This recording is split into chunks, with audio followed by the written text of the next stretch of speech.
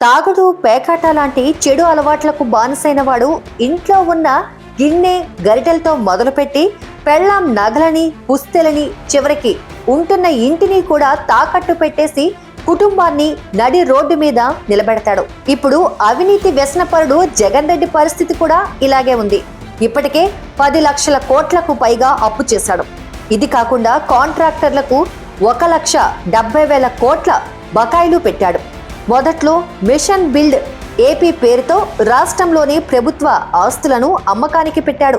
చివరికి తుఫాన్ షెల్టర్లను కూడా అమ్మేస్తారా అని అప్పట్లో హైకోర్టు ఆశ్చర్యపోయింది. పోనీ బిల్డ్ ఏపీ అన్నందుకు ఏమైనా కట్టాడా అంటే ఒక్క ఇటుక ముక్క కూడా ఎక్కడా వేయలేదు. రాష్ట్రంలో లిక్కర్ వ్యాపారాన్ని తాకట్టు పెట్టి 50,000 కోట్ల అప్పులు తెచ్చాడు. అప్పులు, అమ్మకాలు కష్టమయ్యేసరికి తాకట్టు పెట్టడం మొదలుపెట్టాడు. ఒక్క విశాఖలోనే 13 ప్రభుత్వ ఆస్తులు తాకట్టు పెట్టి 25,000 కోట్లు అప్పులు తెచ్చాడంటే రాష్ట్రం మొత్తం మీద ఎన్ని ఆస్తులను తాకట్టు పెట్టాడో ఊహించుకోండి. తాజాగా 370 కోట్ల కోసం గుట్టు చప్పుడు కాకుండా రాష్ట్ర సచివాలయాన్ని కూడా HDFC బ్యాంకుకు రాసిచ్చేశాడు. అంతేకాదు టీడీపీ హయాంలో అమరావతిలో 90% పూర్తయిన అధికారులు, ఉద్యోగుల భవన సముదాయాలను కూడా తాకట్టు పెట్టే ప్రయత్నం మొదలుపెట్టాడు.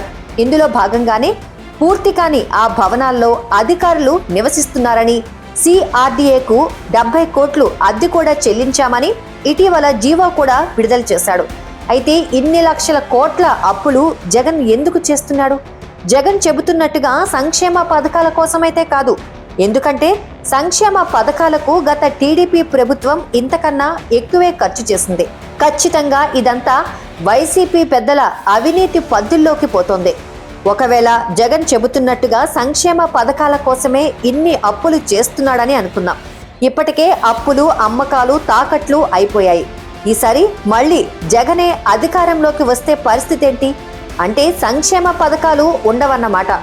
ఒకవేళ ఉంటాయనుకుంటే డబ్బులు ఎక్కడి నుంచి తెస్తాడు? ఈసారి మీకు తెలియకుండా మీ సొంత ఆస్తులని తాకట్టు పెడతాడన్నమాట. లేదంటే ఎడాపెడా పన్నులేసి బాస్తాడు. కాబట్టి ప్రజలారా ఇంకా మీరే ఆలోచించుకోండి.